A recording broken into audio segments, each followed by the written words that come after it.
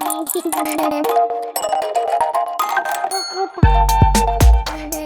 привет! В этом видео хочу рассказать о том, как мы устраивали детей в американские школы, чем, как мне кажется, эти школы отличаются от наших русских, чему там учат детей и, в общем, как наши дети там адаптировались. Также расскажу, как нам удалось отказаться полностью от всех прививок.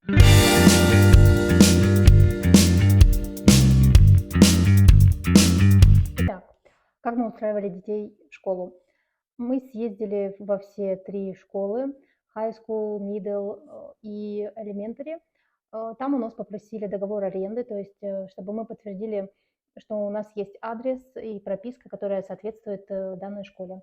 Также в одной из школ нас попросили показать договор, который мы заключили с электрокомпанией. Это как бы являлось дополнительным подтверждением того, что мы проживаем действительно в этой квартире. Дали наши паспорта, оценки старшего ребенка, также попросили в high school. Нам сказали, чтобы мы в течение 30 дней обошли врачей, дали бланк, и если мы отказываемся от прививок, то, соответственно, должны также в течение вот этих 30 дней принести наш отказ от прививок. Поскольку мы от них действительно отказывались, я заполнила такой бланк, я нашла его в Телеграме, в чате нашего штата Северная Каролина. Именно он рассчитан именно на данный штат, то есть там прописано Северная Каролина. Так что если кто-то соберется отказываться от прививок, поищите вот такие подобные бланки, думаю, они есть в интернете. Там буквально было написано, что мы отказываемся в соответствии с таким-то там каким-то законом на основании религиозных убеждений, и все. Я знаю, что в некоторых штатах просят подтверждения от общины, в которую мы входим, якобы религиозные, то есть там глава этой общины, или как это называется, должен подтвердить, что мы действительно посещаем эту церковь и так далее. У нас ничего подобного не потребовали. Вот. Что касается врачей. Врачи проходят по желанию в любой клинике, поскольку у нас не было медицинских, этих, как называется, медикейта, страховок на детей. Мы нашли наиболее такой для нас удобный вариант, точнее дешевый вариант. Заплатили по $25, это наиболее такая низкая цена была. Суммарно мы отдали $100 за обследование наших детей. Обследование это такое, знаете, в кавычках было, поскольку там проверили зрение, у младшей вообще его не смогли проверить, она отказывалась там называть буквы и так далее. Потом нас завели в такую комнатку, и пришел добродушный врач с медсестрой и задавал такие простые вопросы. Даже задавал вопрос о том, спишь ли ты, какое ли у тебя вообще преобладает настроение, то есть это он ребенка спрашивал. Ну, послушали, там, постукали их, и на этом все. И буквально через несколько дней, через пару дней нам разрешили прийти в школу. Старшему не так сильно повезло, но ему, наверное, повезло, нам нет. Его зачисляли дольше всех. Они передали вот этот, мы привезли из России такие карточки на ребенка, в которой все оценки были. И вот это мы сдали эти карточки в high school, и они отправили в Министерство образования нашего округа переводить, и переводили, наверное, мне кажется, практически неделю переводили эти оценки. Потом они прикрепляли еще несколько дней детей к автобусу, то есть они не сразу им выдали автобус, а какое-то время мы возили детей в школу сами на своих машинах, на своей машине одной. Так, как они учатся? Младшая у меня ходит здесь в 1 класс, ей 7 лет, вместе с пятиклассником, с моим сыном, который ходил тоже в России в 5 класс, он также здесь пошел в 5 класс. Забирает моих младших детей автобус отсюда, от нашего дома, прямо в 7 утра, привозит обратно в 15:30.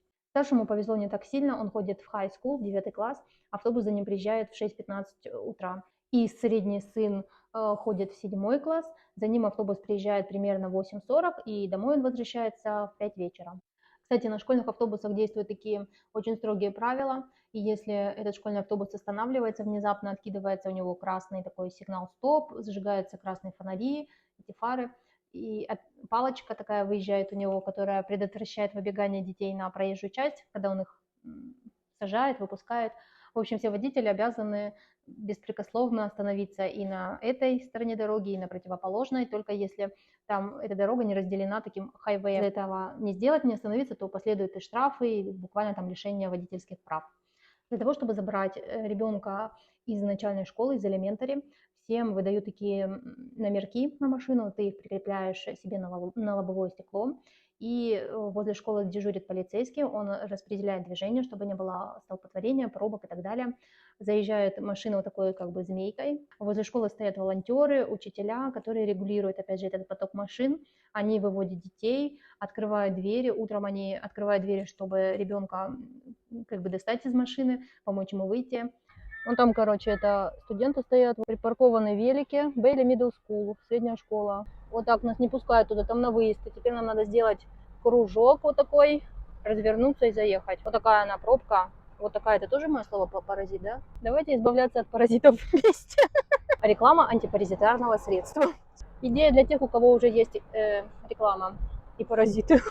А это уже мы доехали до высшей школы, где учится наш старший сын. И непонятно, где она закончится. Возможно, она вообще заканчивается в соседнем городке. Все родители приехали забирать своих детей после экзаменов, чтобы они, бедненькие, не ждали 3 часа до автобуса. Ну все, мы заняли место. И, наверное, простоим сейчас с часу до 4 как раз и простоим. Как детей, забыла сказать совсем, как детей приняли в школе. Когда мы привели первый раз Валю, это в первый класс, и Пашу в пятый, то их приняли просто вообще великолепно. Учительница вышла из класса, обняла ее, приняла, привели не специально даже мальчика, который русскоговорящий, но он, правда, застеснялся, ничего не стал говорить. Разрисовали ее шкафчик, написали ее имя, украсили там, распечатали раскраски, в том числе там была раскраска матрешка, как же без русской матрешки. Ну, в общем, приняли очень хорошо. Итак, самое главное, чему учат в школе американской. Во-первых, они учатся без учебников. В младшей школе, в элементаре, у них планшеты им сразу выдали, а эти планшеты остаются в школе. А в middle и в high school выдают хромбуки, такие небольшие ноутбуки. Их дают домой, поскольку дети еще должны выполнять домашние задания. Младшие дети у меня домашних заданий практически не приносят. Значит, что делают дети в первом классе? И это именно касается нашей школы. В остальных школах Америки я не знаю. У них есть учебники, но они такие, они с них, можно сказать, рабочие тетради, они из них просто выдирают листики и дают детям. Они в них решают примеры, делают какие-то там задачки и так далее. Плюс они очень много раскрашивают, рисуют, у них есть музыка, у них есть физкультура, причем физкультура такая с элементами гимнастики. То есть они там делают колесо, садятся на шпагат, мостики, ну мостики мы тоже делали в детстве, колесо нет, не помню такого. Прыгают на батуте, тарзанка у них там есть. В общем, у них такой веселый урок физкультуры. Как парты стоят в начальной школе, точнее в первом классе. В первом классе они сдвинуты, как в садике, вот таким кружком. То есть там стоит раз, два, три, четыре вот таким цветочком. Маленькие столики стоят. И сидит, получается, за вот этим цветочком 4 человека. В одной части они там пишут за столами, в другой части у них там коврик постелен, стоит телевизор, и там на коврике учитель читает им сказки, беседуют как-то с ними, они там сидят в кружке, как дочка говорит, в квадратике, потому что ковер квадратный. Как начинается урок, включается экран такой в классах, и главный директор, в общем, толкает какую-то речь, не знаю о чем, дети стоят там вот так, или так, руку положа на сердце, слушает его, потом звучит зажигательная музыка из «Миньонов», они там немножечко зажигают, танцуют, и, собственно, потом пошел школьный процесс. Что еще интересного в первом классе, что мне нравится, это тематические уроки различные. Детей вовлекают, в общем, в такой творческий процесс. Например, я уже рассказывала, у них был урок, посвященный кемпингу, вчера у них был урок, посвященный пляжу. Нужно было принести очки, такие для ныряния под воду, полотенца. Вот. Но это не то, что они там ныряли, просто у них были, опять же, раскрасочки, вот эти задания на эту тему. Вот в таком ключе их обучают, очень весело. Кроме того, в американской школе есть такой учет поведения, то есть они приносят домой листики поведения. И если он меняется по цвету как-то, если зеленый, это еще нормально, если розовый, там красный, это уже поведение плохое. Пользование сотовыми телефонами в школе запрещено. Приносить их можно, но, как правило, дети их вообще не вытаскивают, либо вообще не носят в школу, в нашей, по крайней мере, школе. Им дают поиграть немного на их хромбуках, планшетах, возможно, там после выполненной какой-то работы, либо в конце дня. Не возбраняется ученику немножечко, опять же, в начальной школе, немножечко встать и размяться. Не то, чтобы они там ходят гуськом друг за другом, нет, такого нет, но, как сын говорит, если там немножечко устал, то ребенок может встать, постоять.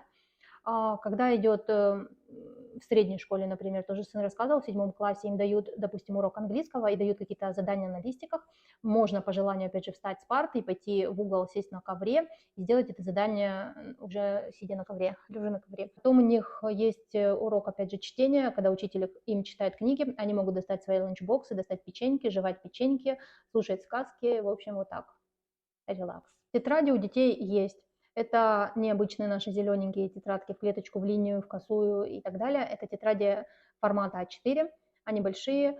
Какие предметы в средней школе? У моего среднего сына Science урок есть, это такое общее название, и туда входит биология, химия, физика. Есть урок истории, английская литература, просто английский, дополнительный еще английский, что еще, математика, понятное дело, физкультура. И вот интересно, что на уроке этом Science они на прошлой неделе препарировали лягушку, то есть то, что нам показывали в фильмах американских, это правда. Они действительно издеваются над животными.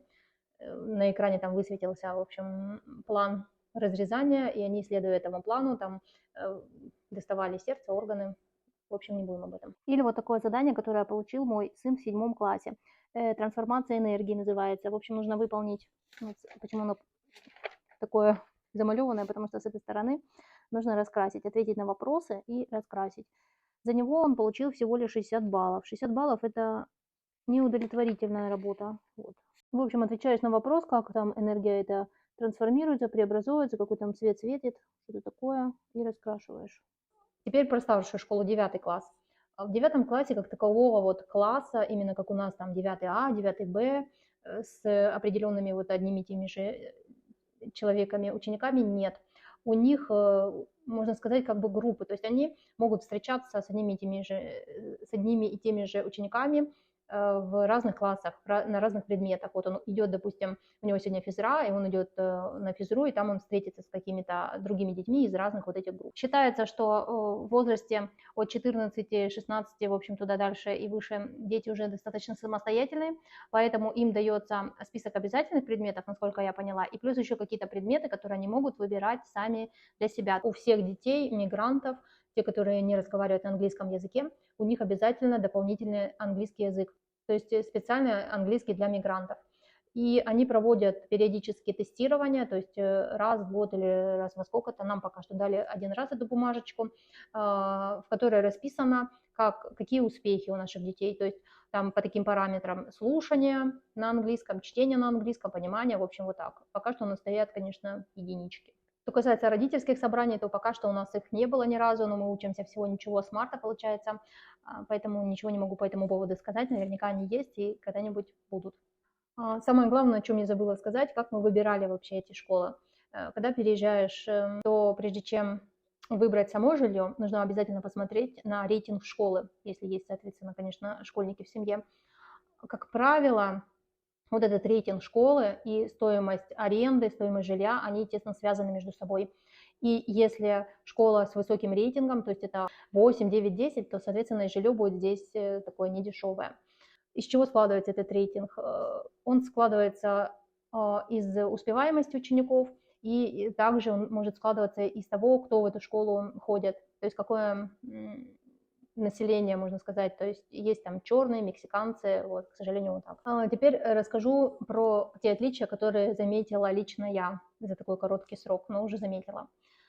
Первое, что, конечно, бросается в глаза, это совсем другой учебный год, расписание учебного года. Здесь уроки начинаются, точнее, учебный год начинается не с 1 сентября, а он как-то варьируется. То есть вот следующий год учебный начнется у нас в наших школах с 28 августа, а заканчивается он где-то вот после 9 июня. Вот. Следующее отличие – это то, что, по крайней мере, в нашей школе, не знаю, как в других, нет формы. Нет ни формы, ни сменки, то есть мамы освобождены от вот этого отбеливания беленьких этих рубашечек, глажки ужасные и так далее. Следующее различие, то, что я сказала, дети здесь не учатся с 1 по 12, получается, классов, с 1 по 12 класс в одном здании. То есть здесь 3, как правило, школы. Начинается здесь обучение с 0 класса, киндергартен, и ходят в него дети с 5 лет. То есть в 1 класс идут дети с 6, получается. Моя дочка пошла с 7, и она уже там, получается, достаточно старенькая. Кроме того, что дети здесь, получается, кочуют из здания в здание, со своего 1 класса до 12, они могут кочевать из класса в класс. То есть у них состав учеников и даже учителей может меняться от года в год. То есть детям дают почувствовать, что жизнь меняется, жизнь не постоянна, что нужно привыкать к новым условиям, быть таким гибким, не знаю, общительным, коммуникабельным.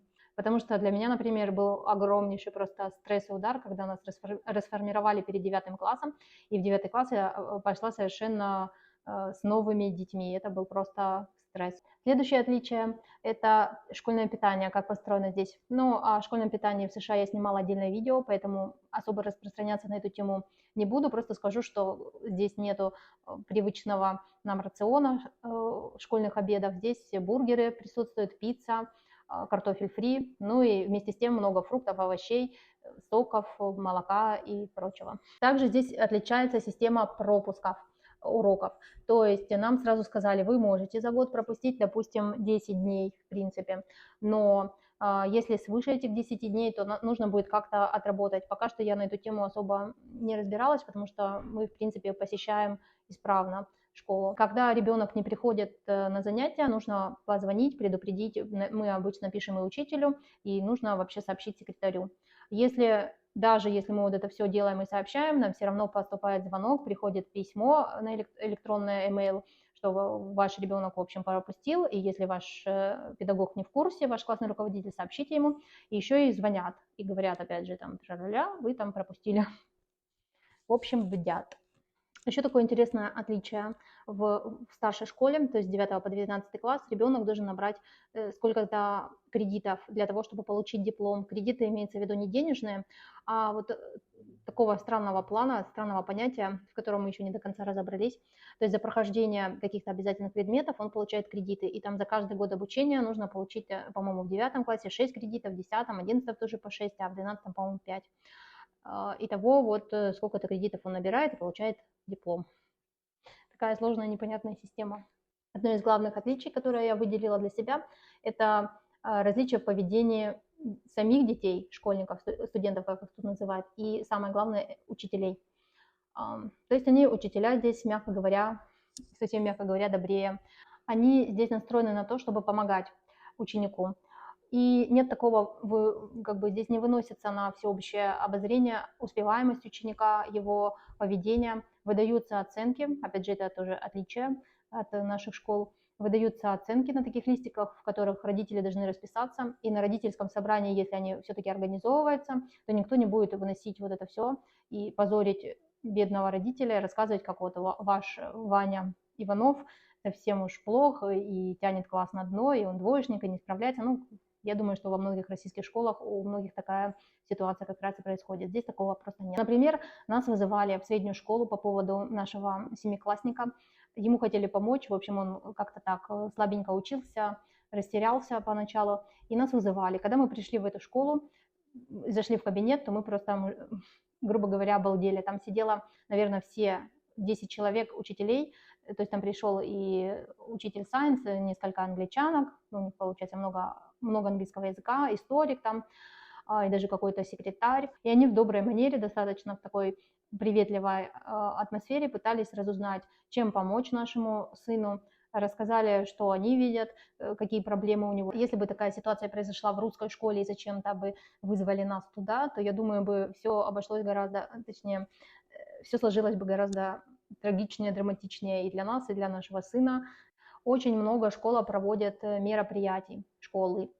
Например, здесь проходил такой праздник, как День пижам, очень часто, то есть все должны прийти в пижамах, День шляп, дни каких-то там пожертвований, фонд школы, фонд класса. Наш сын с 5 классом ездил на экскурсию на гоночную трассу Наскар, сейчас, по-моему, тут гонки проходят.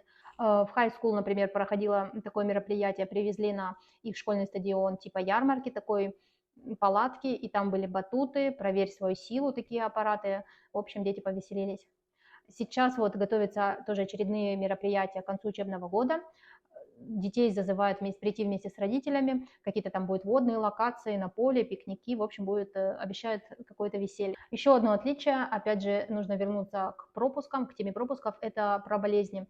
Здесь болеть, в принципе, не принято, и если туда-сюда у ребенка там нет температуры, то, конечно, он идет уже сразу в школу. Если нет, то, опять же, будет писать, звонить, даже если вы им сообщите, что есть справки, мы лечимся там у врачей, это вообще никак не приветствуется. Поэтому то, что мы видим, когда отводим своих детей на школьный автобус, это дети с соплями, с кашлем каким-то, причем таким серьезным кашлем, вот они ходят и ездят, к сожалению. Надо сказать, что американские дети гораздо закаленнее. Если мы своих детей отводим к автобусу утром бывало так, что прохладно утром, и плюс 11, плюс 10, отводим, естественно, там кофточка, штанишки, то у них дети, такое ощущение, что на погоду вообще никак не реагируют, и приходят стандартные шорты, майка. В США отличается также и система оценивания знаний учеников, студентов. В наших школах она 100-бальная. 190-100 баллов – это значит оценка «отлично». 90-80 – это хорошо, и далее пошло вниз 80, сейчас посмотрю, 80-70 – это среднее, 70-60 – это ниже среднего, и 60 – менее 60 – это оценка неудовлетворительная. Еще такое отличие, в начальной школе они очень много гуляют на улице. У них в школе, при школе несколько площадок детских, 3, по-моему, площадки. И, в общем, в течение дня они раза 3 в 1 классе, по крайней мере, точно выходят погулять. Наверное, некоторых волнует, не происходит ли здесь такое обучение наших детей на тему всяких меньшинств, не просвещает ли их на эту тему. Так вот, пока что мы этого не заметили, но вот у сына, который ходит в 5 класс, сейчас будут проходить такие занятия о половом созревании. Там некоторые темы просто освещены настолько подробно, что мы с мужем, в общем, диву давались, почитав, нам прислали документ, и там содержание вот этих разговоров, о чем будет детей просвещать. Мы почитали, написали отказ, поскольку там слишком уж сильно все это освещалось. Предоставляется родителям возможность отказа от проведения подобных бесед. И я знаю, на тему вот этих меньшинств тоже также предоставляется сначала бумажечка, где можно отказаться от того, чтобы с вашим ребенком на эту тему общались. На этом все. Задавайте ваши вопросы, с удовольствием со всеми пообщаюсь, отвечу, если знаю ответы. И пока!